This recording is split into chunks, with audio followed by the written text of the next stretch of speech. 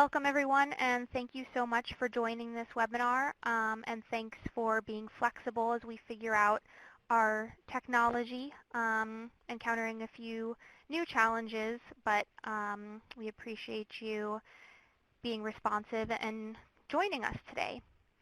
So today's webinar is an NWCC webinar on new research and on deterrence and monitoring for bats at wind energy facilities, supported by the U.S. Department of Energy. My name is Paige Johnson with the American Wind Wildlife Institute. And before we get started with the content, I'll go over a few logistics notes. You should be able to hear us through your computer speakers.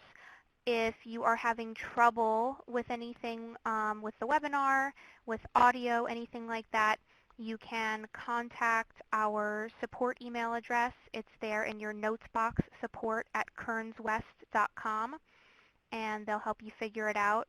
And I know we usually offer a call-in option that has not been working very well the past couple of days, so hopefully you are able to hear us through your computer speakers today.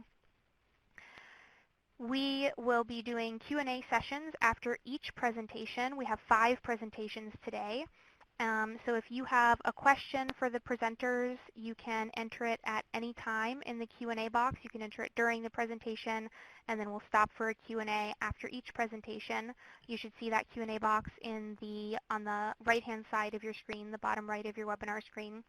Note that you will only be able to see questions that you've submitted in the box, not those submitted by others. So what we'll do is read them out loud for the presenters to respond to. And if we have questions that we don't have time for, our presenters have generously offered to follow up by email if there are questions folks would like to follow up with. So you can just let us know in the Q&A box. And finally, a reminder that we are recording this webinar, and it will be available on the NWCC website along with the presentation slides within a day or two following this webinar. All right, so to begin with, I'm going to turn things over to Jocelyn Brown-Saracino with the Department of Energy Wind Energy's Technology Office. Jocelyn is the Program Manager for Market Acceleration and Deployment for that office, and she is going to give an introduction to the projects and the speakers today. So Jocelyn, as soon as you see your slide show up there, you can take it away. Thanks so much, Paige. And I just want to make sure my screen may have just frozen. I think it did. And so, Paige, what I might ask you to do is just click for me, if you could. Absolutely, no problem. Okay, great. No problem. Okay, so thanks so much, Paige, and thanks to both the attendees for joining us today and for the speakers for taking the time to present to the broader community today. All of the work that you're going to be hearing about today was funded, at least in part, by the U.S. Department of Energy's Wind Energy Technologies Office. And so by way of kind of context setting, I'm going to be speaking for just a few minutes about the program that this work is funded through and kind of our broader strategic thinking around work on wind energy and trying to minimize impacts on bats. So with that, Paige, you can go on to the next slide.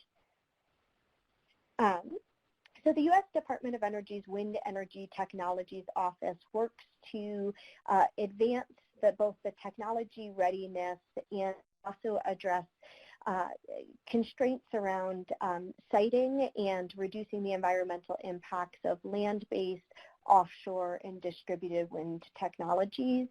And we are primarily a research funding entity, so we support research, and we do so in a variety of ways. We support work through a network of national labs. We do competitive solicitations. Sometimes we fund work through our national labs who then run competitive solicitations themselves. And all the work that you're going to be hearing about today actually comes from a mix of most of these different strategies. You can go on to the next slide.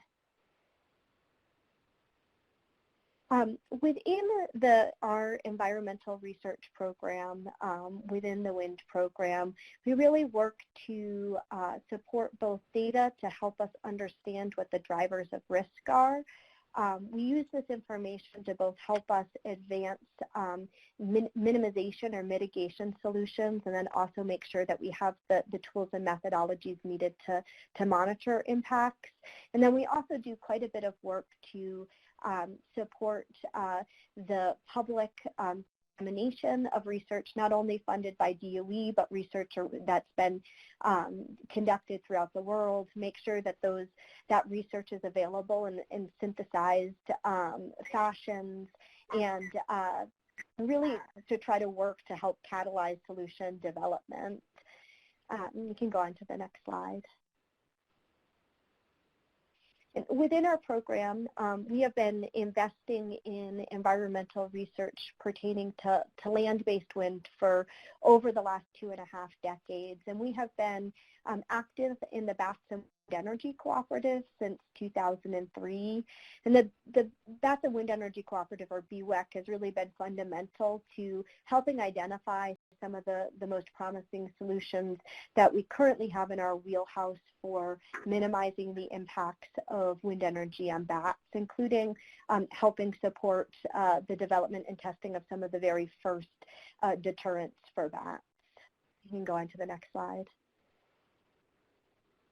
And in 2015, our program issued our first competitive solicitation around supporting a suite of different deterrent solutions, focused both on supporting early stage prototype development and testing for novel solutions, and then also supporting work to help validate the efficacy of more advanced solutions at operational wind facilities. You can go on to the next slide. And that solicitation resulted in 5 projects that you're not going to be hearing about today, but I just wanted to mention them in case folks have interest. 3 of those projects were earlier stage projects working to do early stage advancement and testing of solutions, such as exploring whether texturized wind towers might be able to reduce impacts on bats, a biomimetic whistle, passively driven for deterring bats, and a blade-mounted transducer for trying to cover and insonify the entirety of the rotor swept zone. We also supported testing and validation of both the GE approach to ultrasonic, NSL-based ultrasonic deterrent device, as well as the NRG ultrasonic deterrent device. And while there was a lot of great work done under this solicitation, a lot of advancements made and a lot of promise, our assessment following this solicitation was that there could be value in both additional R&D and additional validation efforts around bat deterrent technologies. And you can go on to the next slide.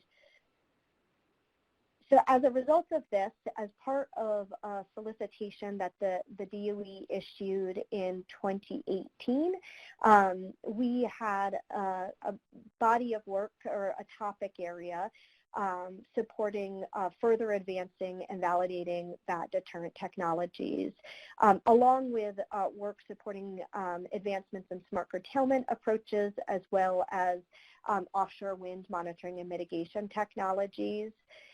In total, across this entire solicitation, we provided about $7.5 million in federal funding, with a total project value of about $12 million, including external cost share, and about $2 million of the DOE investment went to the bat deterrent work. And if you're interested in learning more about the smart curtailment work, that will be the focus of a future NWCC webinar that I'll give you the date and time of at the end of my remarks. And we previously, about a month ago, held a webinar focused on the offshore wind technologies. And so if that's of interest to you, the webinar is available both on the NWCC website and also on the TESIS website. So we can go on to the next slide. So the purpose of today's webinar is really to give this community, the broader wind wildlife community, a heads up about research that is primarily just kicking off, and make sure that the community is aware that this research is ongoing, give you a sense of when you might expect results and what those results may entail. And so 3 of the projects that you're going to be hearing about on this call were funded through that competitive solicitation. You're going to hear researchers from the National Renewable Energy Laboratory talking about some work that they're doing to optimize the NRG deterrent device through a series of flight cage tests. You're going to be hearing from the GE research team about their efforts to further validate their ultrasonic deterrent device.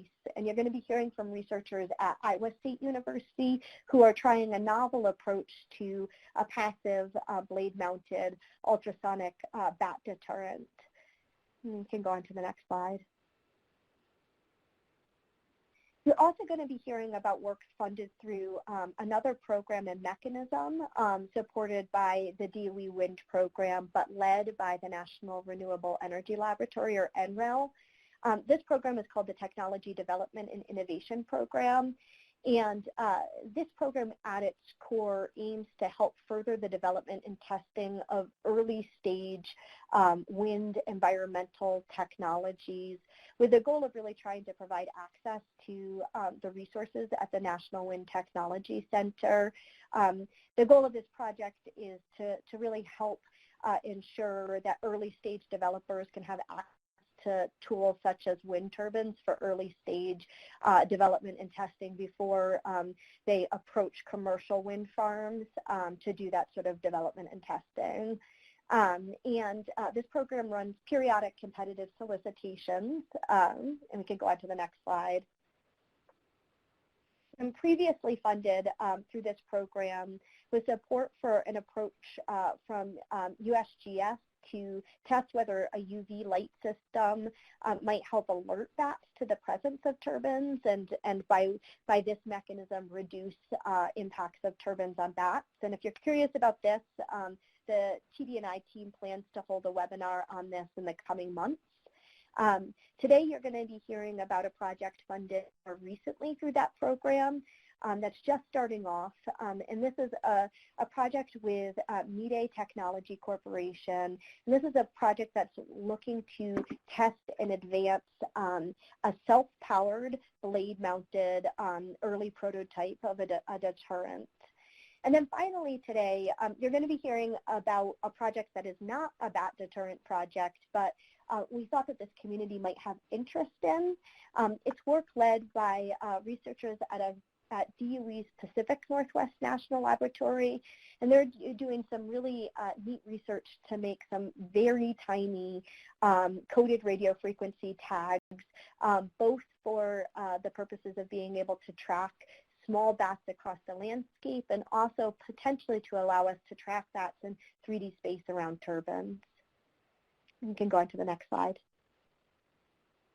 And then I just wanted to note that if you're interested in the final reports from any of the studies that I've mentioned, curious to check out either a recording of this webinar and share it with others who might be interested, or want to check out previous webinars, you can check out the TESIS database, and also the NWCC website is also a great resource for the recordings of these webinars as well.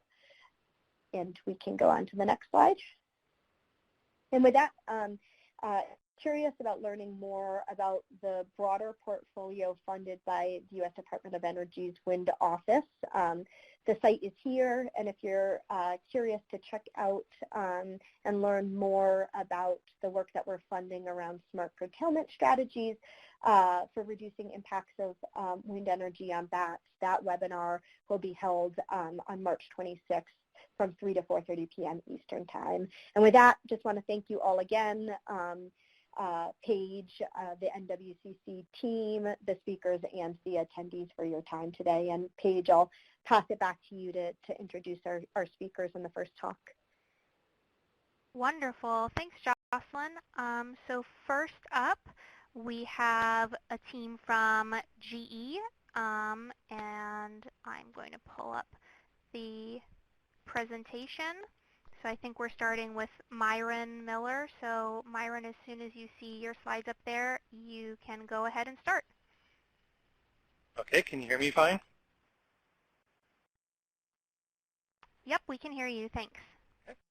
Hello, I'm Myron Miller. I am the bat deterrent technology leader for General Electric on their ultrasonic jet bat deterrent system, which is funded for an advancement study in the 2021 bat migration season by the Department of Energy.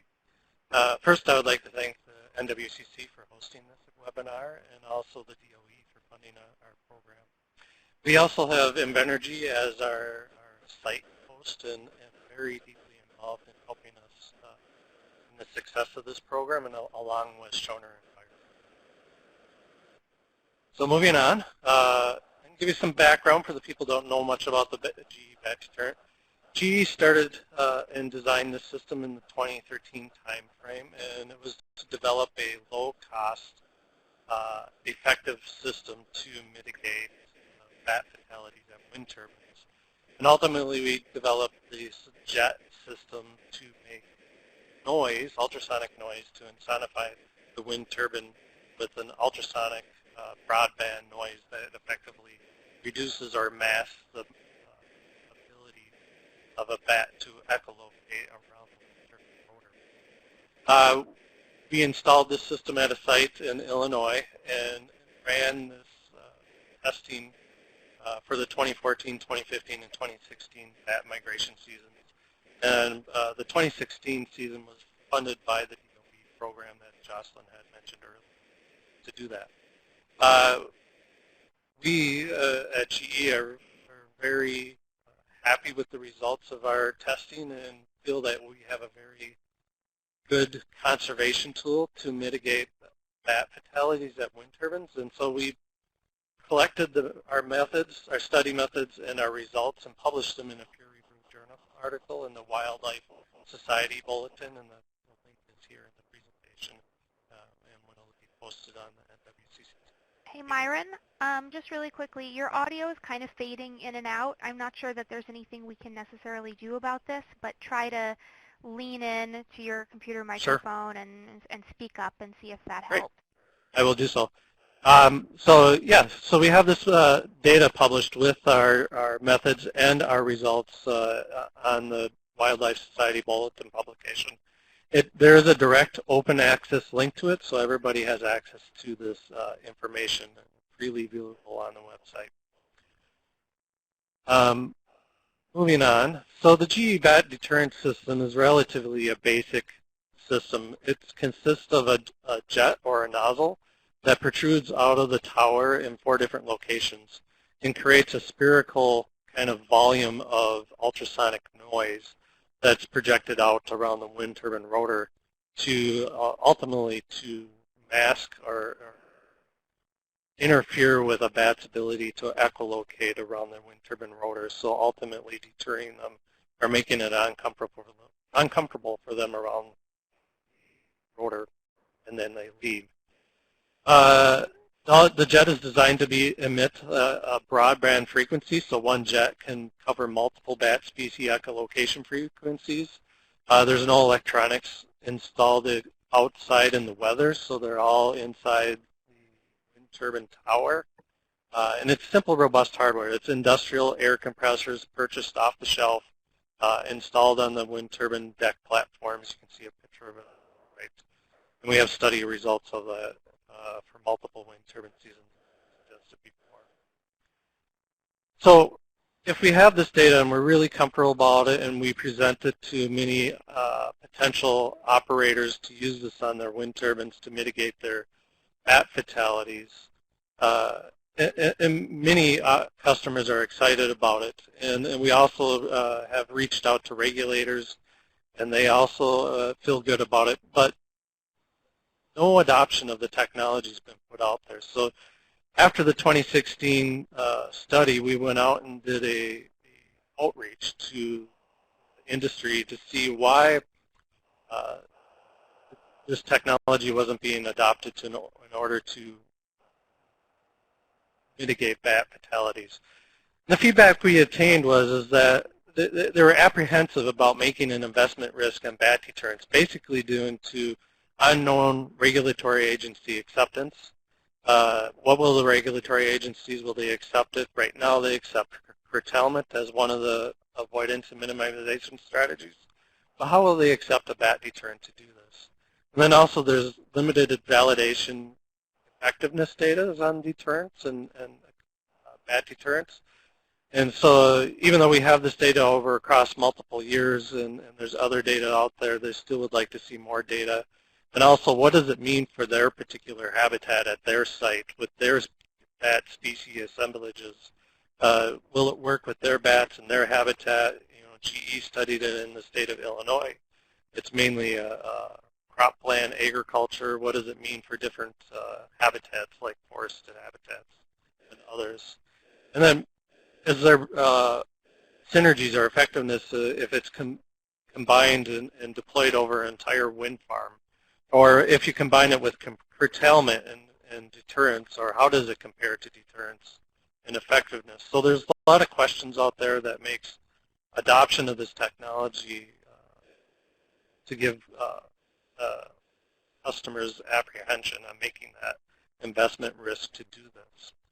So we're proposing and moving forward is what is this GoE funding supporting? How or what do we plan to do to answer all these questions and try to resolve this apprehension that is out there? So we're going to use the GoE award funding along with GE funding and funding from Energy for a 2021 bat deterrent validation study of the GE bat deterrent on approximately 40 wind turbines at the Orangeville Wind Farm in the state of New York. This is a much larger study than ever done before, and it'll have these primary project objectives, and that is one is to evaluate the relative effectiveness of deterred versus curtailed using a four-way study at the site. And this means basically for the first treatment, we'll have a control turbine with no deterrent. For the second treatment, we will have the deterrent on all the time.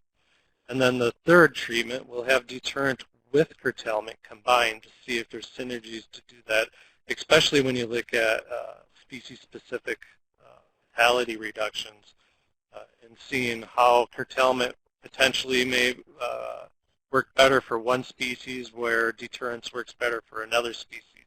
And we can track that and be able to report on that, on those results. And then the fourth treatment is curtailed turbines only, right? How does the deterred turbine compared to a curtailed turbine directly at the same site over the same bat migration season? We'll report out all information on all the bat species that we find fatalities for underneath the wind turbines, but also the species specific, as I talked about before. For example, eastern reds are a little bit harder to deter with bat deterrents, but the horay is easier to deter, has better effectiveness on horays than some other species.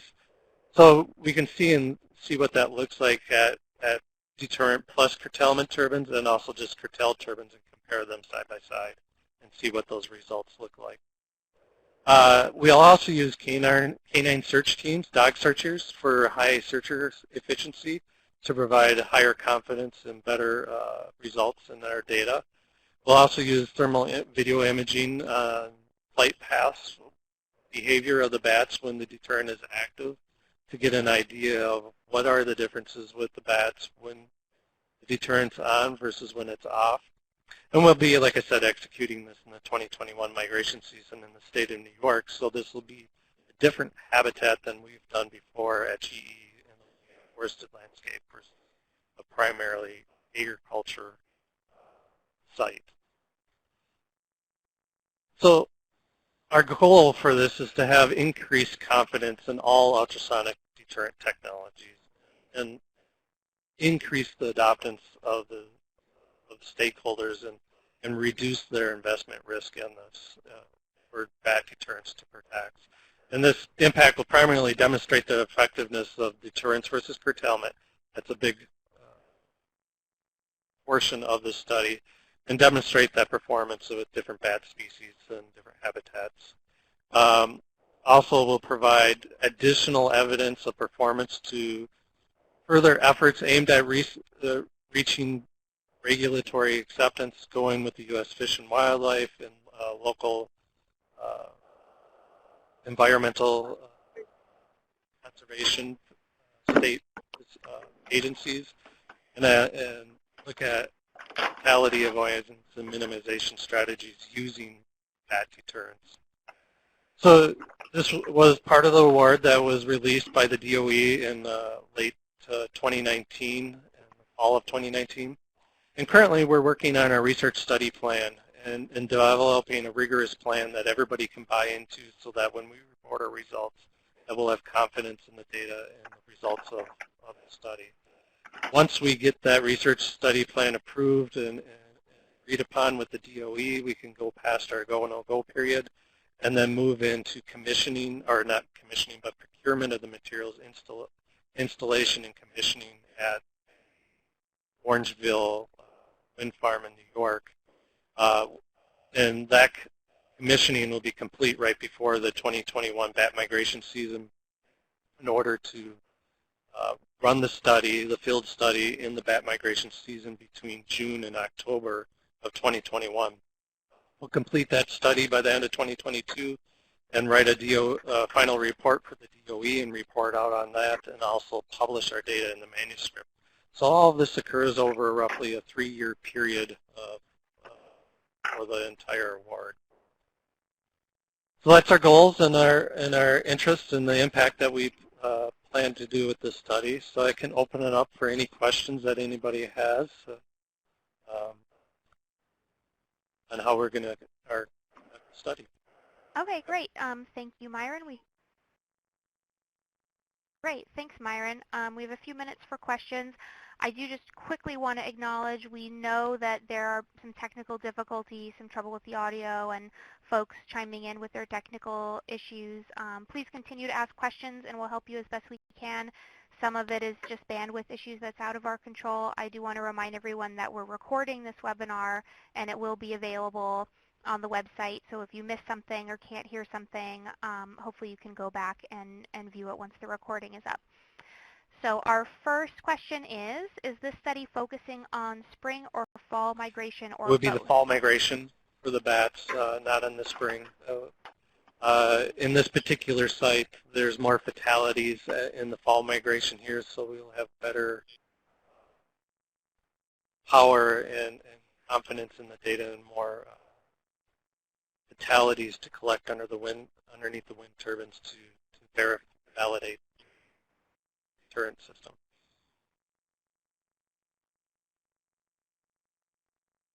Great, thank you. The next question is, does the deterrent system emit across a range of ultrasonic frequencies? It does emit just slightly above 25 kilohertz and goes all the way up to around, before it starts decaying to really low levels, around 80 to 100 kilohertz is where it decays to that. So it's a broadband frequency range that crosses multiple bat species echolocation capabilities with just one sound source. So it's able to, that's why we elected for the jet, because we only need 4 jets to produce the significant sound power and give enough coverage to have a low-cost effective bat deterrence.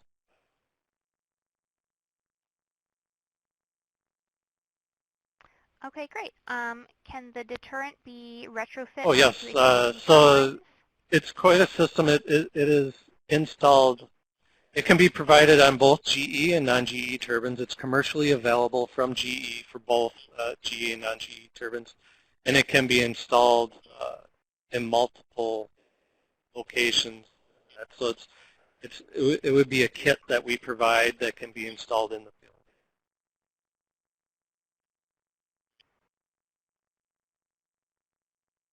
Great, thank you.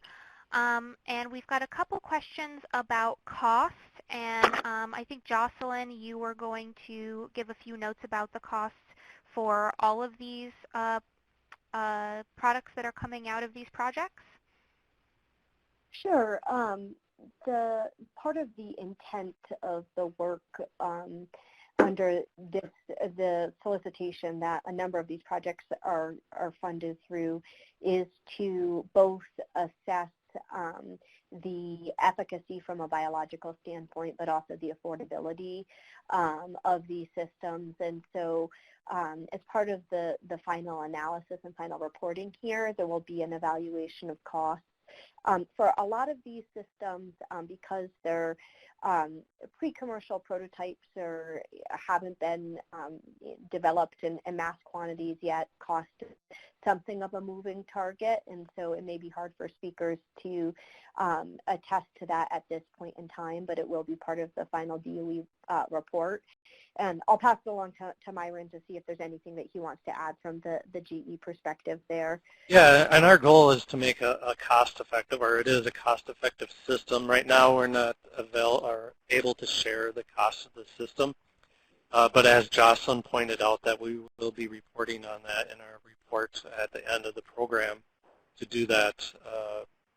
But it is also commercially available right now, and a lot of it depends on motor size, how many wind turbines, the site conditions, will you be using curtailment, integration of controls, how much do you need it integrated in your SCADA system, and things like cybersecurity and all that plays a role in all of the costs. So it's a moving target right now, but when we define it in our report, that we will give a specific example of a site and the conditions of the site and what size turbines they are and what integration they need, and give that example out and show the cost of that site, and potentially and compare that to curtailment and see what it is, because some sites it may be more cost effective to curtail, and other sites with more modern day turbines that are designed to capture low wind speeds, it would be very cost effective, and the return on investment is only a few years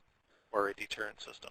So and it also depends on the regulatory environment that you are in and where you're required to curtail and what benefits to do that. And this data that we collect will help identify those benefits.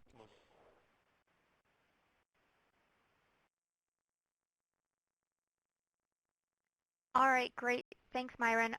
We have a number of additional questions. At this point, we need to move on to our next presenter. If we have time to circle back at the end of the webinar, we will do so. And if not, we'll follow up with all of you who asked these great questions by email. So thank you, everyone. Our next presenter is Cris Hein with the National Renewable Energy Lab.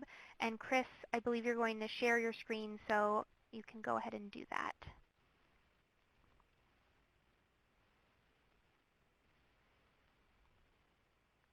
All right, we're seeing your screen. Okay, and Paige, can you hear me? I can hear you just fine. It looks like you just need to maximize your slides there. Okay, great. Looks great. And okay, hear you thanks. perfectly. And thanks for the opportunity to present today. For the next couple of minutes, I'll be talking about a project entitled Evaluating Deterrent Stimuli for Increasing Species-Specific Effectiveness of an Advanced Ultrasonic Deterrent. NREL is was the award recipient for this project, but we have a wonderful group of individuals representing the following organizations, and they're providing their expertise on deterrent technology, video monitoring technology and processing, bat behavior, wind energy development, and conducting wind energy and bat research. So I'm really excited to be a part of this collaboration with this group of individuals. Deterrent technology has been studied since 2006, and we know that deterring bats has varying success. We can reduce fatalities for some species very well with deterrents and not so well with others. And it varies across species and in some cases varies within species at different sites. So what we set out to do was to get a better understanding of species-specific responses to ultrasound in an effort to improve the devices and this technology for as many species as possible. We have a few objectives. The first is to quantify the relationship between bats and the sound pressure level or the intensity measured in decibels for different frequencies. And we chose 3 broad frequency categories. There are a number of other types of treatments that could be tested, but we selected these for this study, looking at a low frequency category, which is between 20 and 32 kilohertz, a high frequency category, 38 to 50, and then just in general an all frequency category from 20 to 50 kilohertz that the NRG deterrent emits. And 20 to 50 kilohertz represents the characteristic frequencies of most bat species in Canada and the US, and certainly those that are most impacted by wind energy development. We also want to look at potential seasonal differences in behaviors and responses to deterrents between spring and autumn. And I use autumn as kind of a catch-all, but it does include late summer and the fall period when bats are at highest risk. And then we also want to look at whether bats are changing their echolocation characteristics in the presence of deterrents to either go above or below the frequencies, or possibly stopping the use of echolocation when deterrent signals are on. So for this project, we are using an open air flight cage. Maybe this video will work. But we wanted something that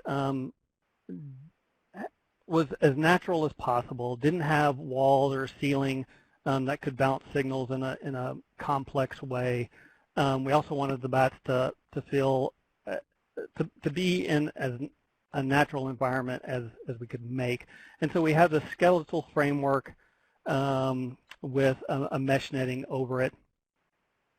The length of the flight cage is 60 meters to represent the length of a turbine blade.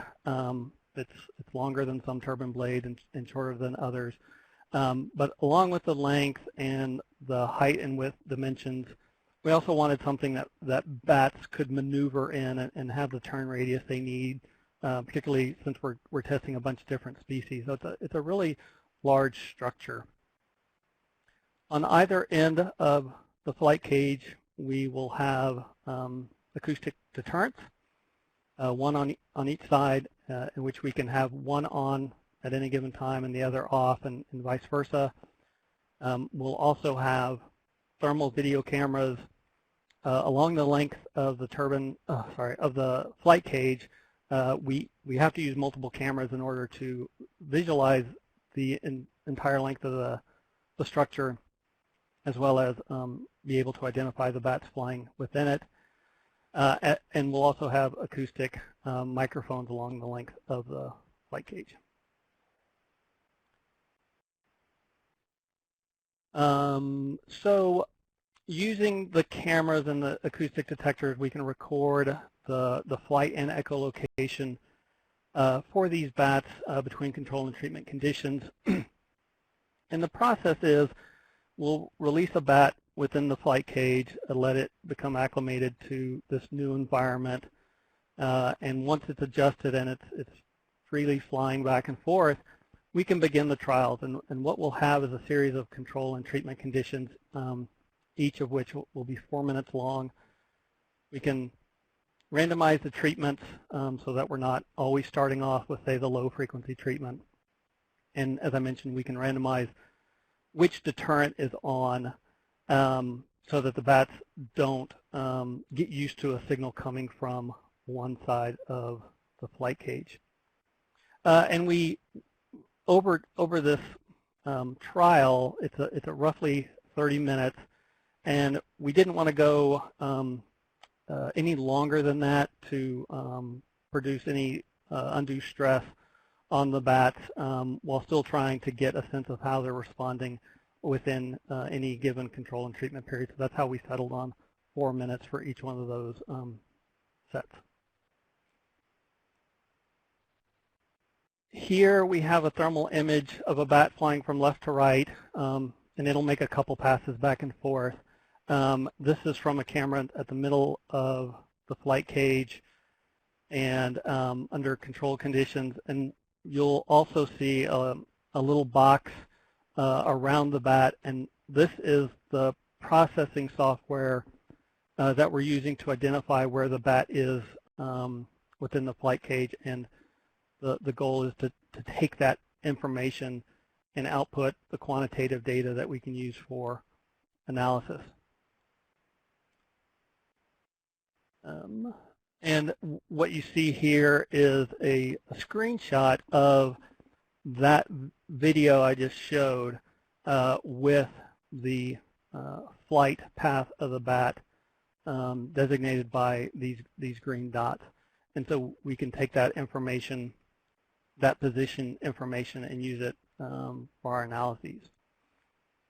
Now, our intent was to have the flight cage constructed in by August 1 and conduct a set of trials over the autumn 2019 period.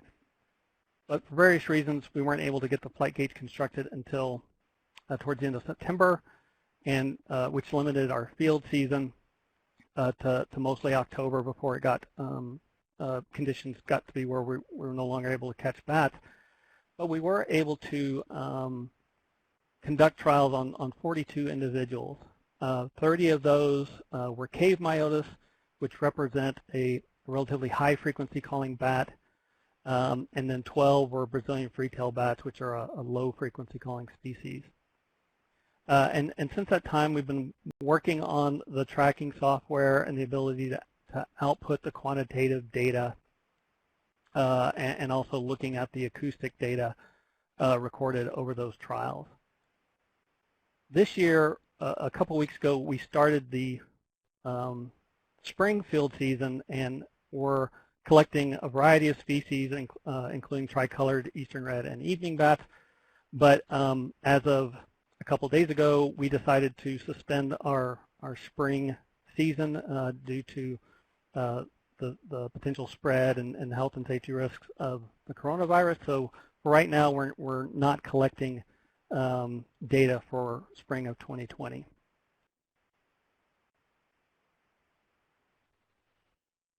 What we hope to get out of this project are a couple of things. One is how these bats are responding to these different frequent treatments, and how that varies across species. So, for example, how do high-frequency bats respond to low-frequency sound? Do they have the same sort of deterrent effect as high-frequency sound does for these species?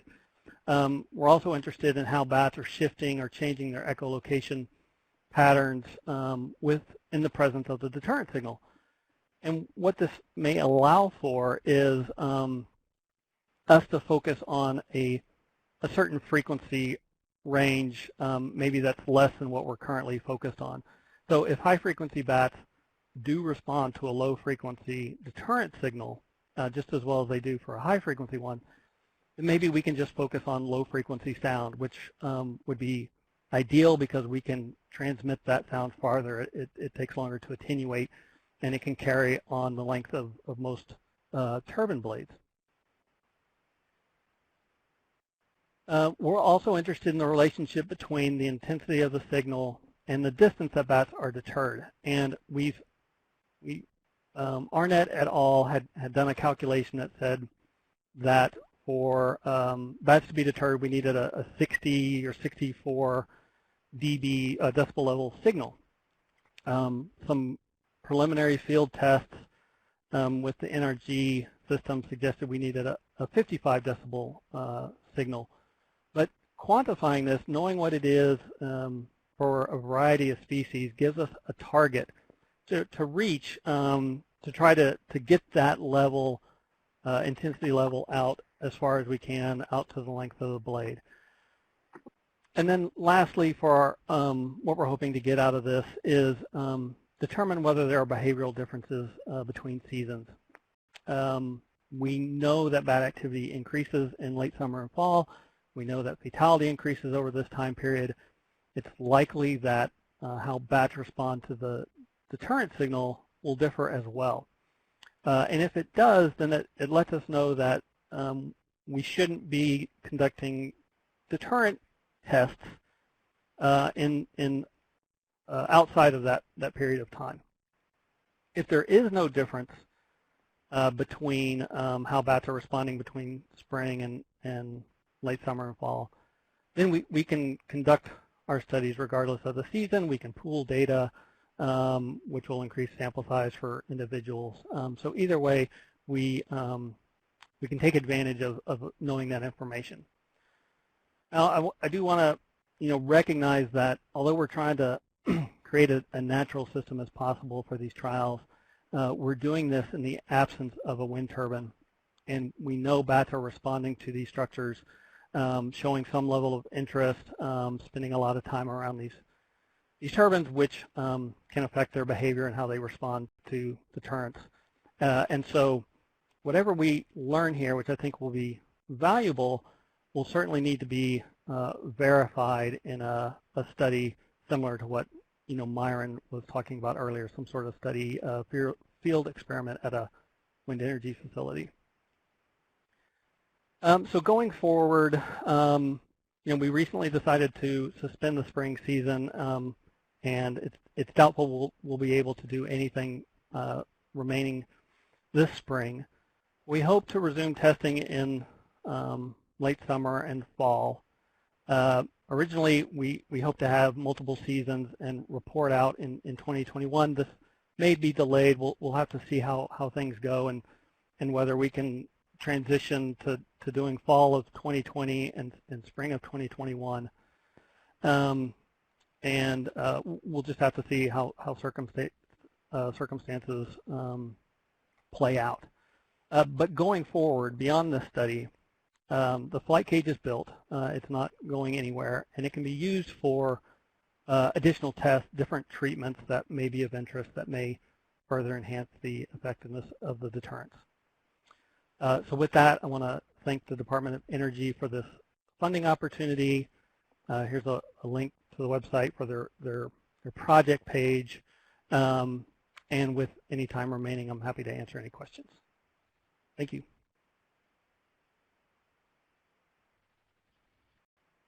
Thanks so much, Cris. Thank you. We are kind of at the end of the time we'd allotted for questions for your presentation, so I think what we will need to do is move on to the next presentation and circle back if we have time at the end of the webinar. And if not, we'll get these questions to you by email. Okay, sure. Yeah, happy to do that. Let me, that sounds okay. What do I need to do to transfer back over to you? Stop sharing. Okay, thanks, Paige. I think, yeah, stop sharing. Okay, so thanks so much for that presentation. Thank you. The next presentation we have is going to be presented by Anupam Sharma of the Iowa State University.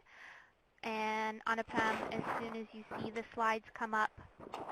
Okay, are you able to hear me fine? Okay, thanks, Paige. Yes, we can hear you. Yeah, my name is Anupam Sharma. I am an associate professor in the Department of Aerospace Engineering at Iowa State University.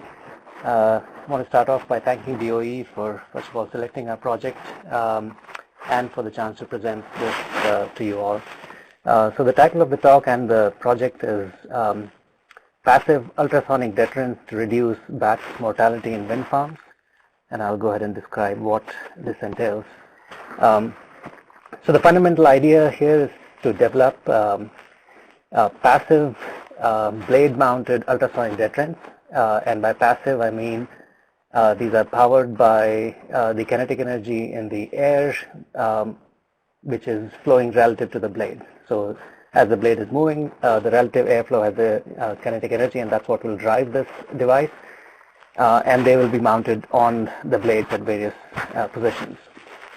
The technology impact, I think we are very familiar with. The idea is to mitigate bat mortality at wind farms and to do so with little to no reduction. Yes? Hey, Anupam? Sorry to interrupt. We're getting some kind of, I guess, static when you're speaking, and I don't know if there's anything we can do about this, but if you could just make sure you're speaking right into your microphone as much as possible, we'll give that a try.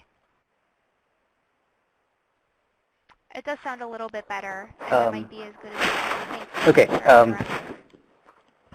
Yeah, so the technology impact is to mitigate bat mortality at wind farms with little to no reduction in energy capture, and the cost savings we believe will achieve by replacing operational mitigation. So rather than curtailing wind turbines, we continue to operate the wind turbines and operate them with this mitigation device, which has zero or net zero aerodynamic performance impact.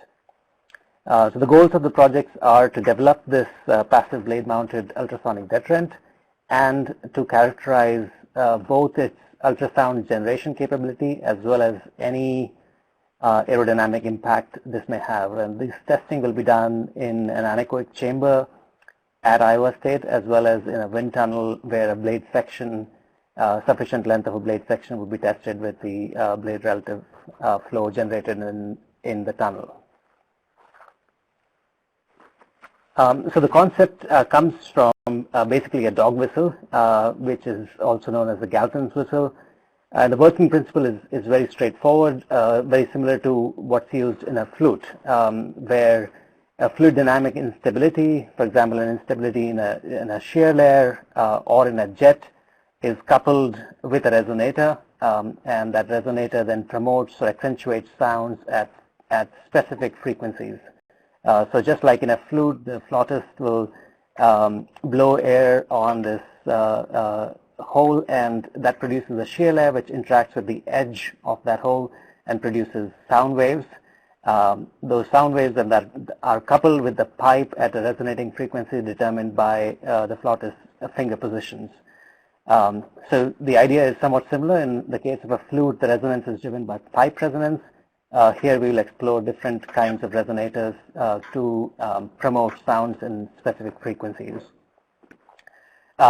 Now, the fact that this is going to produce tones, the question arises on how do you cover the broad range of frequencies that Cris mentioned earlier, 20 to 50 kilohertz, and we aim to achieve that by using multiple resonators which are targeted at specific frequencies in this range, and we expect some kind of modulation of this frequency with the blade relative airflow changing, and that would cause haze stacking, and all these tones would sort of add up to have a large spectral coverage.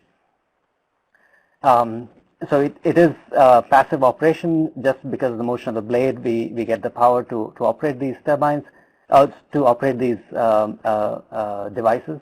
There are no moving parts in this. Everything would be static. Just the air would be moving, which reduces, in our mind, the possibility of mechanical failure. And the blade mounting sort of helps with the fact that you don't need to now radiate over the entire rotor disc, which can be of the order of 100 meter diameter or more. We believe that you need to radiate much smaller distance, have sort of an insonification zone around each blade rather than the entire rotor disc. The research plan is we will develop some initial designs of the deterrent device and start to characterize its acoustics, which is where we are at the moment. And that characterization will be done in the anechoic chamber that is shown in this circle on the figure on the right, which is orangish in color. So that's our anechoic chamber. We will then take this design and do some optimization to produce the desired ultrasound that we want with minimum pressure and flow rate. So I forgot to mention that this testing will be done with pressurized air. So this testing would be akin to how GE actually runs their nozzles with pressurized or air compressors. So we're going to use compressed air to do this testing, just the acoustics aspect first. Then we'll move on to designing the intake, which would be the diffuser / the nozzle that allows the blade relative flow to concentrate and get into this deterrent device and actually produce ultrasound. And lastly, we would characterize the aerodynamic and aeroacoustics performance of the intake and the deterrent coupled together on top of a blade section, which would then be tested in an aerodynamic wind tunnel for both performance as well as acoustics. The acoustics in the wind tunnel would be a slightly dicey question because of the noise present in the wind tunnel, and we would use two microphones to try and highlight or try to just decipher the exact signal. So we don't quite have an acoustic array to do source localization over here, but we would do the best we can with two microphones. And lastly, I want to mention very clearly that the biological efficacy of this device will not be tested in this project. Perhaps we will collaborate with Cris in the future and test things out in their bat cage at NREL. Here's a project timeline. It's kind of a crowded chart, but really it's a project over 2 years, and the key dates I've listed below. So there's initial design testing of the deterrent device, which is Q3 of this year. Q1 21, we'll do the intake design of the diffuser and some ideas on where we want to have this device mounted on the blade. And in Q3 next year, again, lab testing of the deterrent mounted on the blade section. This would be done in a wind tunnel at Iowa State, and finally in Q4, we plan to do some project reporting along with a journal article on this, and hopefully we can take this project further for actually testing with bats as well as on wind turbines in the future.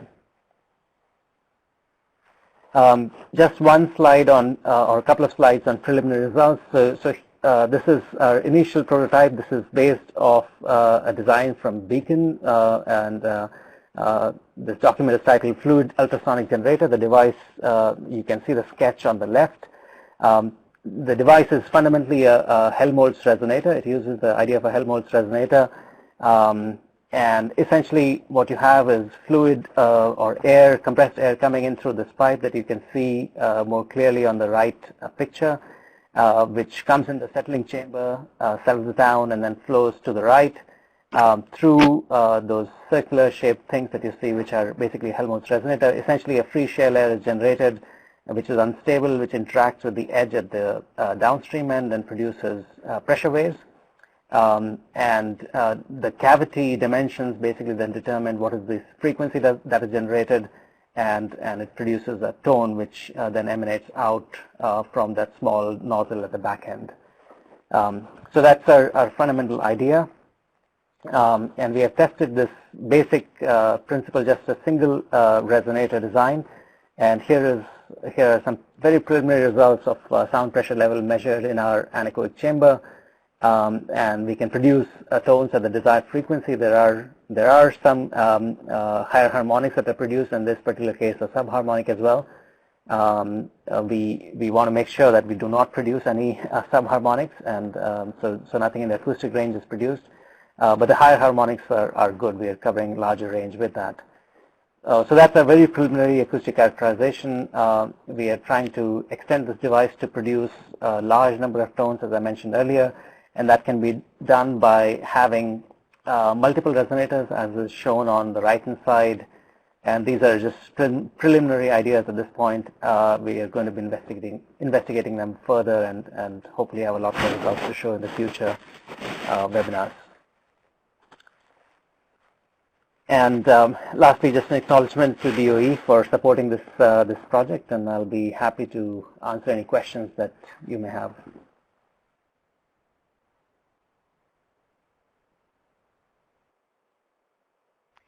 Great, thank you. We have time for just one or two questions. The first question is, since bats are killed most often when the blades are moving slowest? That is a concern that we have. So the one approach that we have in mind is, of course, the blade relative velocity is highest near the tip. So we're going to mount, we're going to be looking at various places where we can mount. So we will be limited certainly by the blade speed at the tip. That will be a limitation that we understand. And yes, at low wind speeds, there are bat fatalities, and our aim would be to test it for various intake pressure, which is basically sort of corresponds to the blade relative velocity, and see the effectiveness of our deterrent device. So we would establish some kind of limits on where, how much ultrasonic signal we are able to produce at what blade velocity.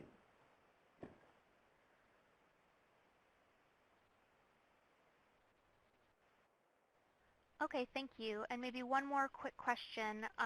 Will other animals be able to hear these frequencies? That is presumably quite true, and that's a larger question to, I think, all ultrasonic technologies in general. And as part of this project, we were not planning to address impact on other animals. I presume there would be other efforts that would be taken on that front.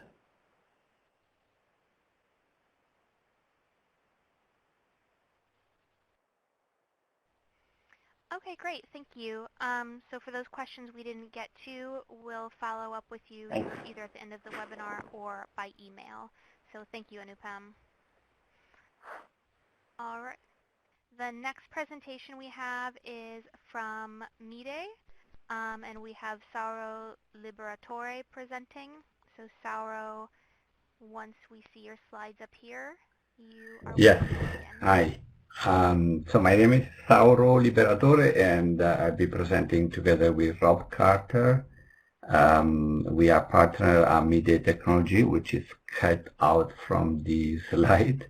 MIDE is based in Boston, and it's been acquired by Hutchinson, a larger company. We are relatively new in the field, although MIDE also developed the ultrasound of frontier wind, which mentioned by Jocelyn at the beginning of the presentation. So we make a lot of piezoelectrics. That's our expertise. Can you go next on the slide, please? So we understand that the ultrasound deterrent has been proven effective to different species, although there are mixed results on other species. Some species works better than others. We also are aware that the state-of-the-art are mounted mainly in the static part of the turbine, which is the tower and the nacelle. Our idea is to mount the deterrent on the blade because there are many reasons. I mean, blades are getting bigger and bigger, and you're reaching physical limitation for the production of the ultrasound. The challenge would be, how do you put this device on the blade? I mean, it would be difficult to provide the power on the blade, so we thought about having a self-powered deterrent, so ultrasound generator essentially. And I'm sure that seems to be the best or the most efficient way to produce ultrasound, although it presents a lot of challenges. And these are mechanical challenges from engineering challenges, essentially.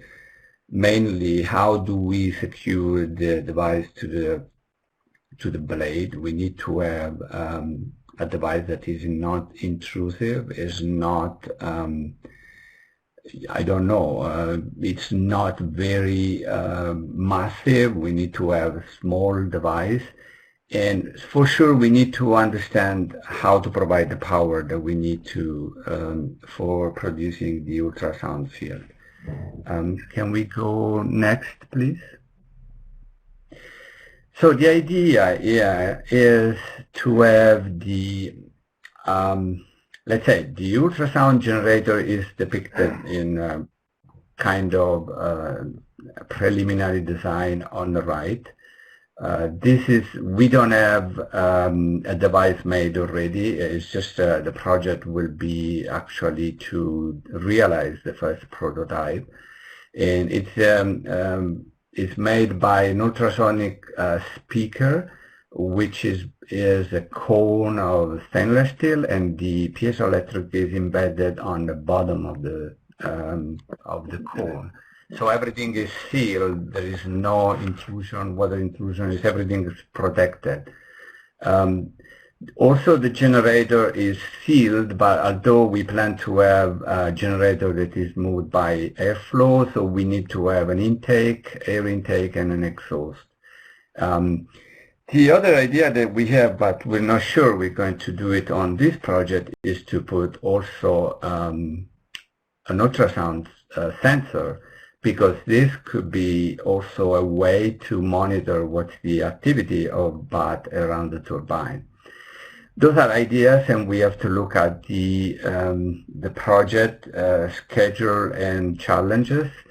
As far as for the power harvesting, we already challenged ourselves on a rotating system. We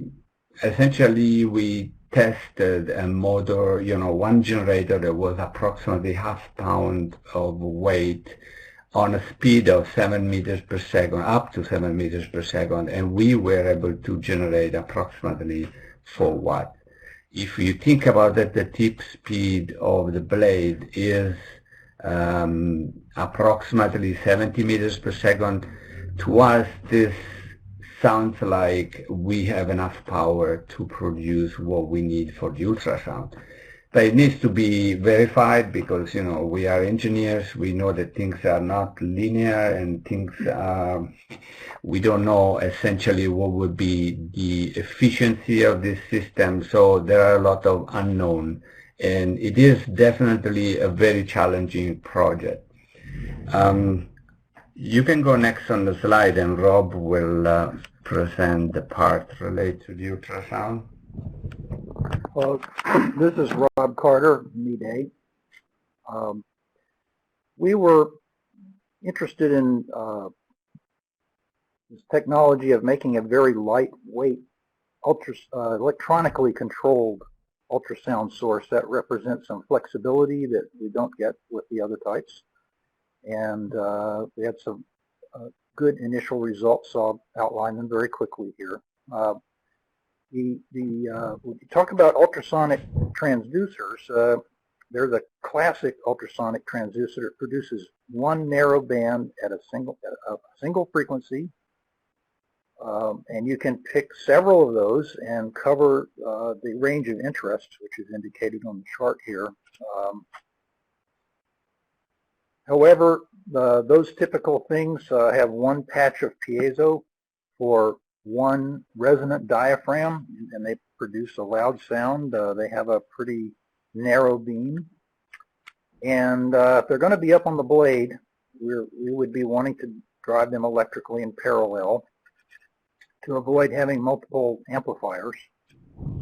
And that does present a space problem and potentially a weight problem, and more specifically a power consumption problem, because the ones that aren't actually broadcasting at any given frequency represent a terrible parasitic drain on the available current, which would be pretty deadly to this thought of having self-power. So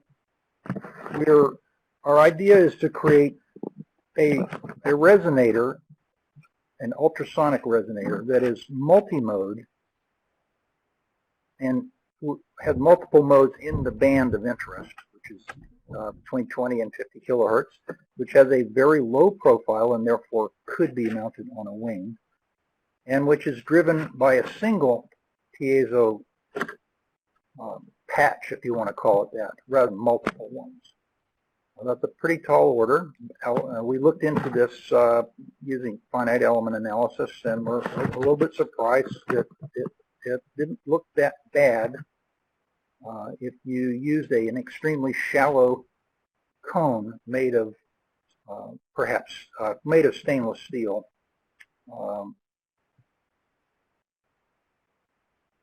And we provided this figure, which was a result of some of the early analyses. And what you see there is that in red you see the sound level that comes out of one of these speakers that's 3/8 of an inch high. coming out in the forward direction. That's what the 0 degrees means. And you can see several peaks, quite a number of peaks. Those are the resonances in the cone system.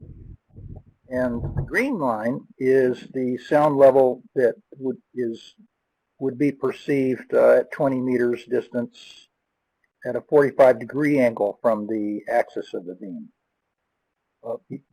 Clearly the 45 is lower, but that represents a pretty wide beam in ultrasonic land.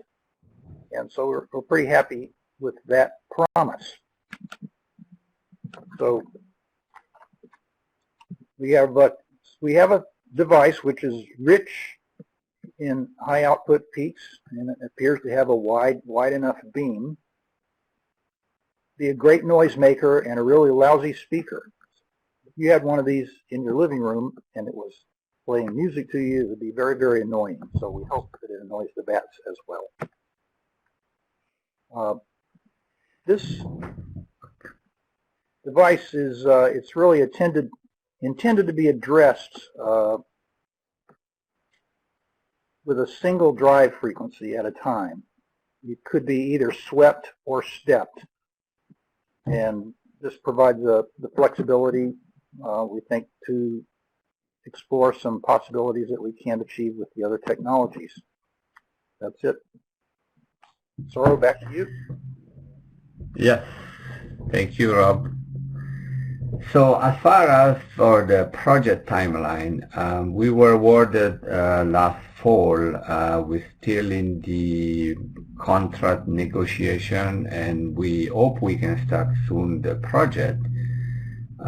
Our idea is to, first of all, we have to figure out what is the specific test plan for putting this device, in the real turbine.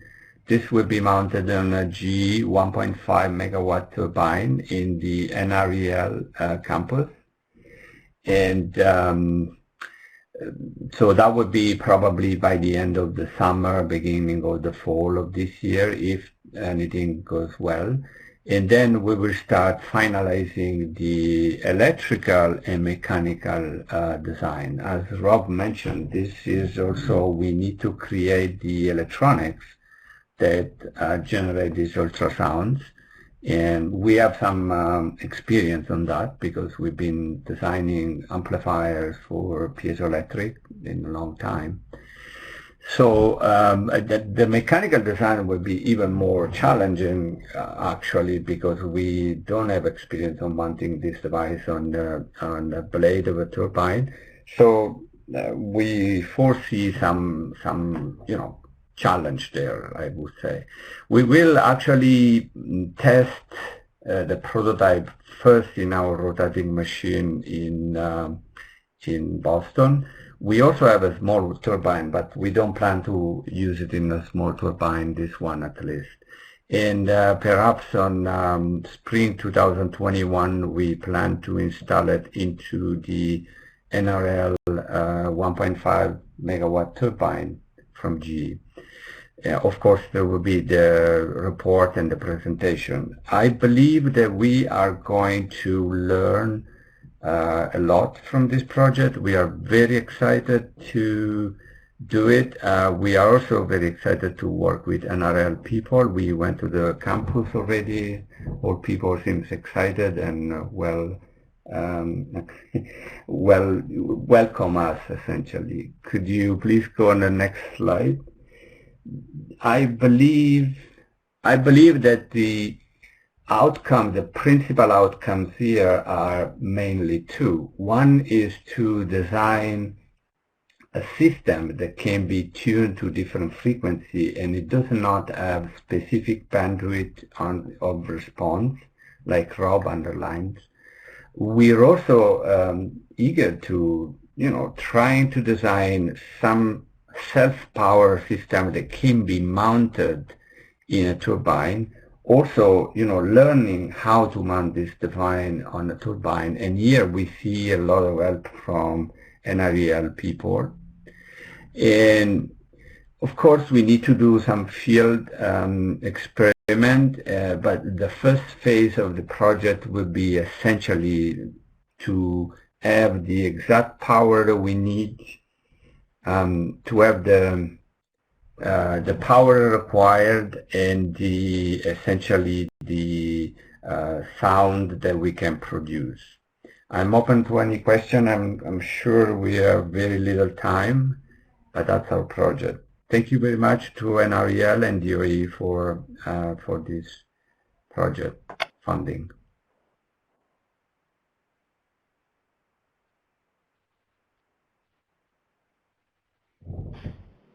Thank you so much, Sauro and Rob. We are out of time for questions right now, so we're going to move to our next presenter. But if folks have questions for Me-Day, please go ahead and enter them in the Q&A box, and we can follow up with them by email after this webinar. So our last presenter today is Daniel Deng with Pacific Northwest National Lab. So Daniel, let's make sure we can hear you. Are you there? Yeah, I'm here. Can you guys hear me? Yep, hear you great. Yeah. So please take it away. Great. Okay. Good afternoon, everyone. Again, my name is Daniel Deng. I'm a research engineer at the PNL. I'd like to acknowledge my co-authors first, who are my colleagues at the PNL. This project is a large team effort, and my co-authors did all the hard work. And just some short background, we're talking about the impact of wind turbines on bats, but there's still limited information available between the interaction, the wind farms and then the bats.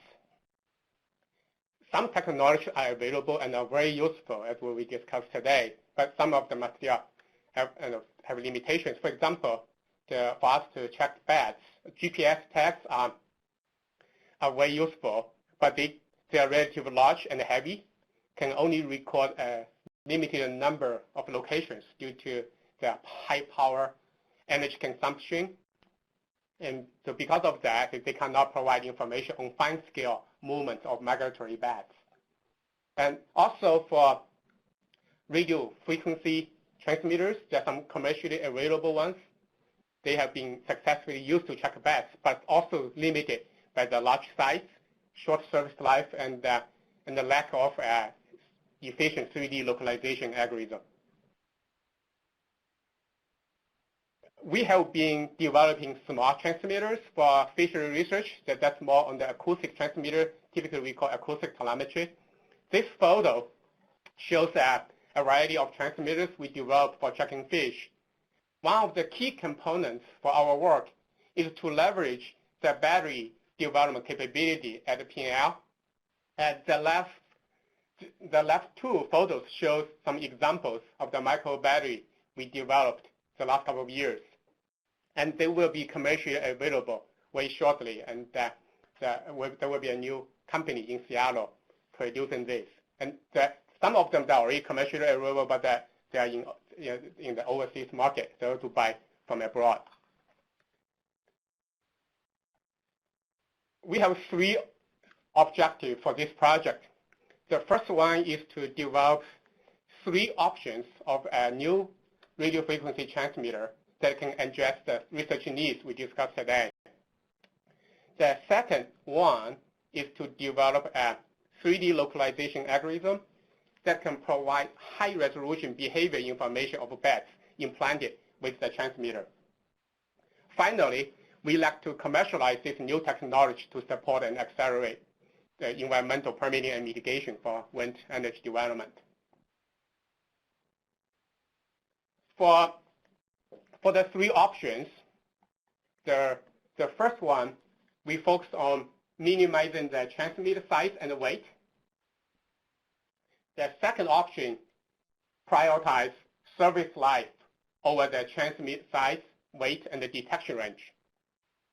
And then the last option focus on producing the longest detection range possible while still keeping the size and the weight of the transmitter reasonable.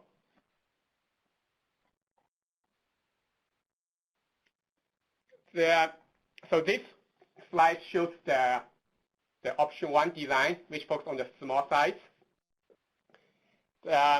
For this one, the transmitter weight is 0.16 gram, and with a dimension 3 millimeters in diameter and about 10 millimeters in length.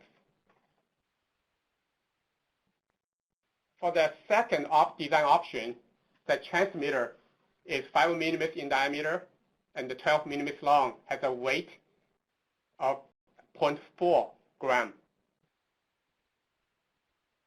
The third option is much larger, so now the transmitter weight is about 0.6 gram, and the size also increased to 5 millimeters in diameter, but now it's about 17 millimeters in length.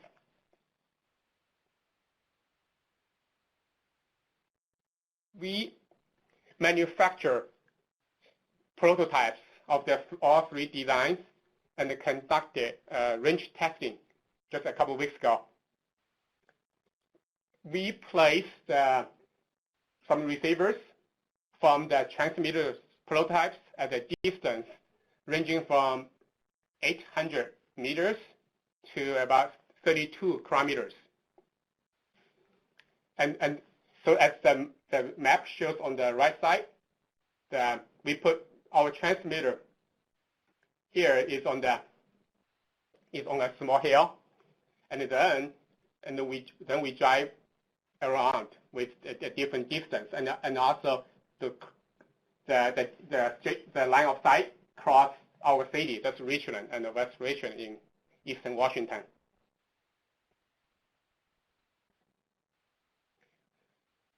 Compared to commercially available transmitters, we also implement some additional features for our three designs. For example, we made the frequency range, pulse rate, and also pulse width programmable. So this way, when you order your transmitter, you can make sure they're compatible with your receivers. And so this table summarizes the key specifications for all three designs. As I mentioned about option number one, that is only like 0.16 gram, but it has a detection range of 5 kilometers. For option two, it's about 0.4 gram in weight, but it can last a year if you transmit, if the tech transmit every 15 seconds. Then for the option three, the transmit weight is 0.6 gram, but you can have more than 30 kilometers in detection range.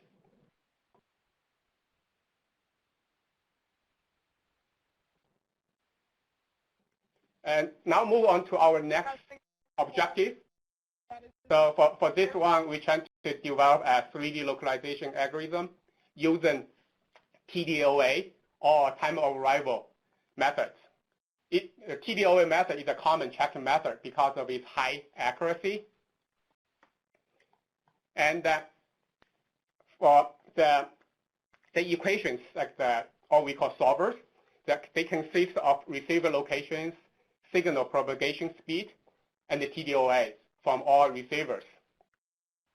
For this method, one of the key components is to accurately measure TDOA from the receivers, so you require very accurate time synchronization between receivers. And another point I want to make is the propagation speed of radio waves. With the radio frequency used, the radio waves is equivalent to the light speed. And the propagation speed of radio waves in air is 200,000 times faster compared to the sound wave in water. So the required TDOA accuracy for radio frequency telemetry is much higher compared to acoustic telemetry in water. For acoustic telemetry in water, it usually requires microseconds accuracy. Then for the RF, radio frequency telemetry, you have to have nanoseconds accuracy for your TDOA measurements. This way you can come up with fine-scale behavior. And we are adapting another solver we developed for acoustic telemetry for this project. we calculate TDOAs using correlation in the time domain between the receivers. Of course, we have to, as mentioned, have to synchronize the receivers. Here is just an example. And the two square waves, as you can see there, they are received signals from two receivers. That's a time series. Then on the right side, the triangle shape figure shows the correlation between the signals. The time corresponding to the peak correlation value, that is the TDOA between the two receivers. And based on some of the lab experiments we conducted so far, that we can get we estimate that using this method, the TDOA accuracy is about between 20 to 30 nanoseconds. And we also developed a program to design actual studies using theoretical analysis. For a typical design, it includes a number of receivers needed, coverage area, and the distribution of the receivers. For each of the proposed designs, we then perform Monte Carlo simulations to estimate the accuracy based on uncertainties from receiver position survey and the TDOA measurement.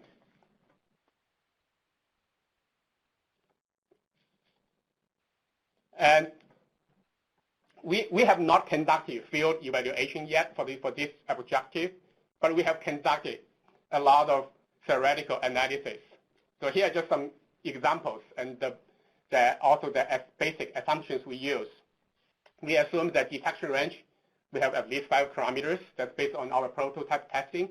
Then, of course, the radio wave speed, that's 300 meters per second. Then we also assume the survey is 10 centimeter accuracy. Then for coverage, 2 kilometers by 2 kilometers, and then with a vertical depth. Okay, and then, so this is just an example of a design with 5 receivers on the ground. So that's the vertical Z is 0, and then with 6 receiver at a certain height. And then I already point out that for the ground, that it's trying to cover 2 kilometers by 2 kilometers. And here it just shows the contour plots. So this is the top view, and then is also close to the ground. And we're assuming 50 nanoseconds TDOA accuracy for this particular case. And then by putting the number 6 receiver, so that's the one that with the height at different height from 1 meter, 10 meter, and up to 500 meters. And what will be the 3D error will look like. So different scale is the accuracy of the 3D. So basically, we think that if we can control at 50 nanoseconds TDOA accuracy, and then if we put a receiver at a certain height, it can give us at least the meaningful 3D information. Okay, so anyway, just to summarize what we have done so far, we have implemented the 3 designs. We manufacture prototypes and verify the performance in more controlled environment that's just next to our lab. And we work with TCO that actually conduct some tagging experiments, but we don't have time to discuss that today. And also we develop a solver for 3D localization and develop some theoretical analysis algorithm, but we have not tested it yet. Well, and we verify the TDOA measurements in the lab. And for our next step, we will evaluate the performance in controlled field conditions. Then, of course, that's the most important part is where we want to validate our 3D localization algorithm. And then also working with partners to conduct demonstration and field tests in the next couple of years. And before I finish, I want to acknowledge the funding from GoE, Wind Energy Technology Office, and also a long list of partners and collaborators that input and the collaboration, I think, as an essential piece for the success of this project. That's all I have. Great. Thank you so much, Daniel. We are at the end of our webinar time today, so and we've gotten a few questions for you, so let's follow up with those by email. So everyone who's asked questions that you didn't get to get a response from the presenters, we'll send those out to the presenters and get back to you by email. Thanks for your patience on that. Very helpful presentations, lots of really interesting projects going on, so thank you so much to our presenters. And just as a reminder, we have one more webinar in this series about DOE-funded projects. The next webinar is on smart curtailment, and that is next Thursday on March 26th at 3 p.m. Eastern. And if you are not already registered, you can register at the NWCC website, www.nationalwind.org. All right, and that's it from us. So stay safe, everyone. Thanks so much for joining, and have a great rest of your afternoon. Goodbye. Bye.